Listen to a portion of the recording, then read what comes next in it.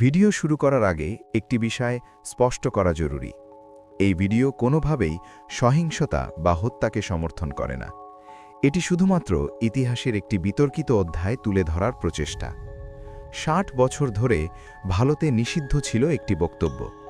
Supreme কোর্টের অনুমতির পর প্রকাশ্যে আসে নাথুরাম গডসের শেষ ভাষণ।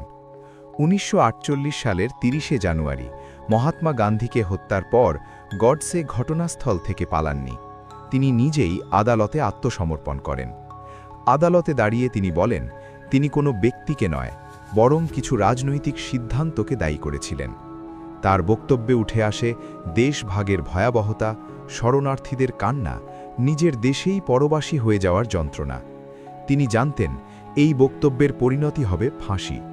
তবুও তিনি নিজের সিদ্ধান্তের দায় স্বীকার করেন। এই ভাষণ আজও ইতিহাসকে প্রশ্নের মুখে দাঁড় করায়। ইতিহাস কি শুধুই সাদা আর কালো, নাকি তার ভেতরে লুকিয়ে আছে আরও জটিল সত্য? আপনার মতামত কি?